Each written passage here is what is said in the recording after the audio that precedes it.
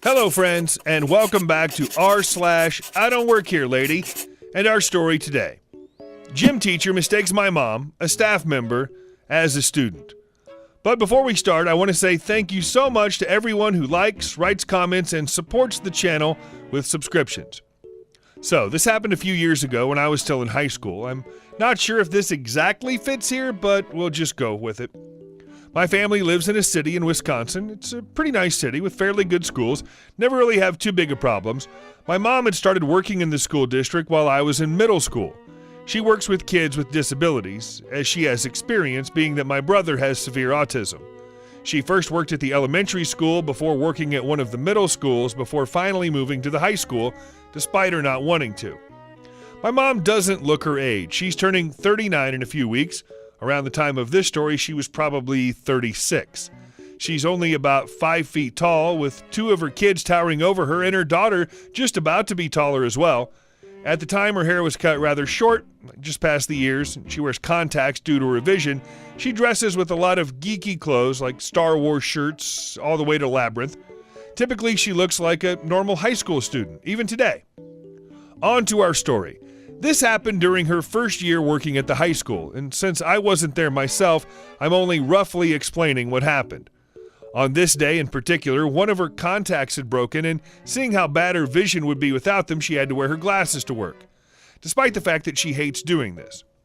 As well as this, she wore a black Labyrinth shirt. It was basically the poster of the movie plastered onto a shirt, which was partially covered up by a black open-up cotton shirt with long sleeves.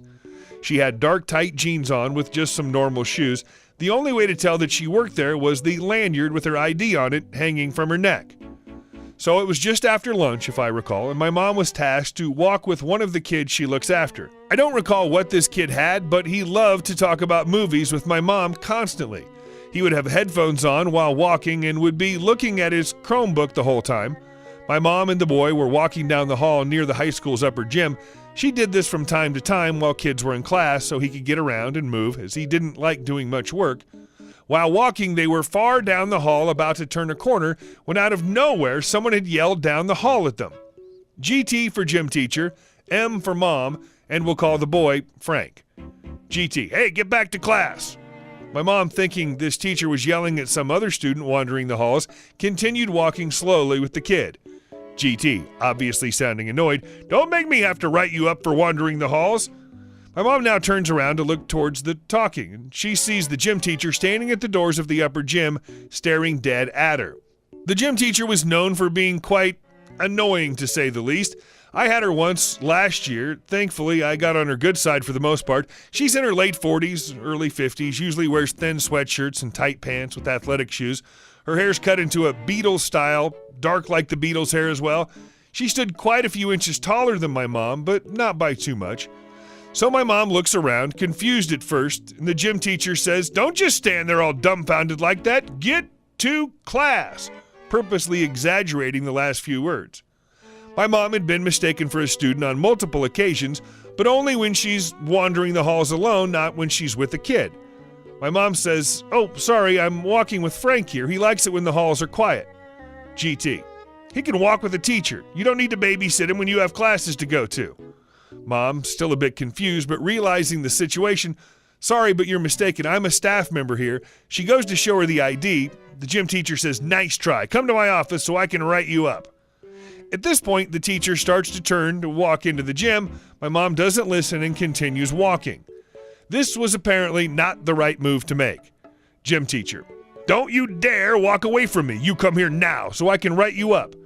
At this point, the gym teacher was storming over towards my mom, to which my mom quickly turned around, flashed her ID, and said, "Ma'am, I work here." The gym teacher stopped just inches from the ID, stared at it for a moment before going pure white. She backed up, cleared her throat, and said, "You should be careful how you dress. People are going to think you're a student." My mom said, "Right. I have to get back to work now. Maybe you should too." At this point, the gym teacher walked back to the gym doors, closing them fairly loudly behind her. Frank had continued walking ahead of my mom, so she quickly caught up to him and kept on with her day. My mom and I had quite a good laugh on the drive home from school that day. And our second story. Teachers call security thinking I'm a student trying to skip school. I was in university. One of my first majors was education. I'd accepted a loan from a program that offered full loan forgiveness if you work in a low-income school for 3 years after graduation, and I thought I would make a good English teacher. One of the requirements was shadowing a teacher in a local school, so I set up a day to get that over with and got my best friend to drop me off. It was pretty straightforward. I spent a few hours following a teacher around, doing some simple tasks to help, sitting in the back of a classroom and getting confused stares from way too many middle schoolers. Oh, and having war flashbacks, because all middle schools are the same. After my time was up, I thanked the teacher and went out to the front of the school to wait for my friend to pick me up. He was running a little late because, well, he's a gamer and sometimes he loses track of time. A lot. It was late fall semester, so it was getting pretty cold, and I was pacing back and forth on the front sidewalk trying to keep warm. I didn't realize that the building I was pacing in front of was the cafeteria, and the first round of lunch period was happening. So that place is filled with people, and me, wearing a bright tie-dye hoodie, was pretty easily seen from all the big windows. As I'm pacing, a security guard comes out of the cafeteria and walks up to me. "Hey, what are you doing out here? You should be in class." I stared at him for a moment because he's got one of those deep Appalachian accents and it takes a while for the words to process.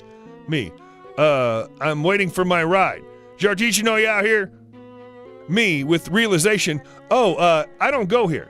I point to my hoodie, which was emblazoned with the name of my university, big letters, one of the 2 local colleges. There was no way for him to know this, but the edition of the hoodie I own is actually one that only ran for my freshman year and couldn't and still can't be bought online. Had to be bought at the campus store. Now this man gives me a look like he's waiting for me to admit that I'm lying. He gestures to tell me to follow him back to the building. "No," I said, "I really don't go here. I'm not a middle schooler. I'm 21. He huffs a bit as I fumble for my wallet and pull out my college ID and my military civilian ID that clearly states that I'm not a teenager and that I definitely attend a local university. He seems actively surprised when he squints at both forms of my identification and then kind of looks at me again. He apologizes and walks away, leaving me to wait there for my friend in peace. I know I'm baby-faced, but this was the most ridiculous instance of being mistaken for a child, especially since I wasn't the only teacher shadow from the university that day. I'm about to be 26, and people still clock me at 17. And our third story. This isn't your child, lady. So this is more of a this isn't your child situation. For the record, I am female. I have a lot of tattoos, full sleeve, leg tattoos, and neck, and piercings. No children of my own, and I don't typically look like a go to the park with a kid type person. This was also a few years ago, so the dialogue is to the best of my memory, and my niece is older now. I have a niece that's 5. I take her to the park or take out and spend time with her about twice a week. I enjoy spending time with her, and most of the time we go to the park just to hang out and play around. The last time we went to the park, we were playing, and along the way, she made a friend. Her and her Insta friend went off and started playing, and I went to sit on one of the benches to watch over her and relax a bit. The next thing I know, a woman approaches the 2 kids, the mother of my niece's new friend, and starts taking both of them to her minivan. I immediately run over and tell my niece that she can't get into the van. The following conversation goes like this. I'll be me, and she will be CM, crazy mother, and PD will be the officer. Me. Olivia, why don't you get in there? Come with me. We need to get going. CM, who are you? This little girl told me her mother wasn't here. Me, her mother isn't here. I'm her aunt. Apparently CM asked my niece if her parents were there, and my niece, being 5, said that they weren't, so CM thought she was all alone. She was also blocking my niece from coming to me when I called her over. CM, how do I know that? You could be anyone. Me, but she just called me by name. That's my niece. You need to let her go. CM, you don't look like a mother. I won't let a child run to just anyone. Me, if you don't let her go right now, I will press charges. She's terrified. And she was. My niece was crying and trying to get to me, and this woman had her by the arm in a death grip. I was PO'd and scared for her because she didn't know what was happening. I was trying to calm my niece down and told her that everything was going to be okay while also trying to get this woman off of my niece. I was very close to just knocking this woman out. But at this point, I'm already on the phone with the police with my free hand and have given them her plate number and where we were. After a lot of back and forth, the police arrive. PD, what's going on here? CW, this lady is trying to take this girl. Me, that's my niece, and she's trying to get her into her van. I don't know who the F this woman is. PD, if you're her aunt, can you corroborate that? I need some proof that you are who you say you are. Me, I have a ton of pictures on my phone of us hanging out. Will that prove it?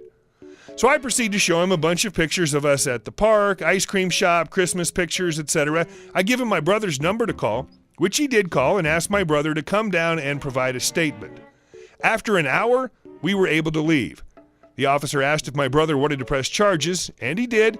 The CW threw a huge fit as we were leaving and saying that it wasn't right for us to leave and that she wasn't wrong for trying to take a child. Hey guys, thanks so much for watching. I hope you enjoyed it, and we'll see you in the next video.